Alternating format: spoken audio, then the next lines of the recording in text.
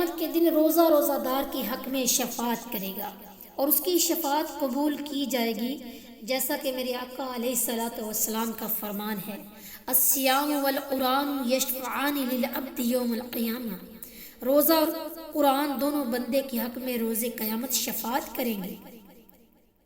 یقول الصیام، اس دن روزہ کہے گا، ای ربی، اے میرے رب، منعتہ الطعام والشہوۃ، میرے اللہ میں نے اسے کھانے سے اور شہوت سے روک کے رکھا ہے، فشفعنی فیہ، تو اس کے حق میں میری شفاعت قبول فرما لے۔ اور قرآن کیا کہے گا، وَيَقُولُ الْقُرْآنُ، قرآن کہے گا، مَنَعْتُهُ النَّوْمَ بِاللَّيْلِ، میں نے اس کو رات کو سونے سے روک کے رکھا ہے، فشفعنی فیہ، تو میری شفاعت اس کے حق میں قبول کیجئے۔ ان دونوں کی شفاعت جو ہے وہ قبول کر لی جائے گی۔ اب روزہ دار کے منہ کی بو، اس کے بارے میں اللہ کیا فرماتے ہیں؟ میرے آقا علیہ الصلوۃ والسلام فرماتے ہیں، والذی نفس محمد بیدہ، اس ذات کی قسم جس کے ہاتھ میں محمد صلی اللہ علیہ وسلم کی جان ہے، روزہ دار کے منہ کی بو اللہ کے نزدیک کستوری سے بھی زیادہ اچھی ہے۔ روزہ دار کے لیے ایک اور انعام ہے، اللہ تعالیٰ اس کے بارے میں کیا انعام رکھتے ہیں؟ حضرت حذیفہ رضی اللہ تعالیٰ عنہ سے روایت ہے، رسول اللہ صلی اللہ علیہ وسلم نے فرمایا، جس شخص نے لا الہ الا اللہ کہا اور اسی پر اس کا خاتمہ ہو گیا تو وہ سیدھا جنت میں جائے گا، اور جس شخص نے اللہ کی رضا کی خاطر ایک دن کا روزہ رکھا اور اسی حالت میں اس کا خاتمہ ہو گیا تو وہ بھی سیدھا جنت میں جائے گا، اور جس شخص نے اللہ کی رضا کی خاطر صدقہ کیا اور اسی وقت اس کا خاتمہ ہو گیا تو وہ بھی سیدھا جنت میں جائے گا۔ سبحان اللہ، اللہ نے اپنے بندوں کے لیے کس قدر انعامات رکھے ہیں۔ روزہ جنت میں لے جانے والے اعمال میں سے ایک عمل بھی ہے۔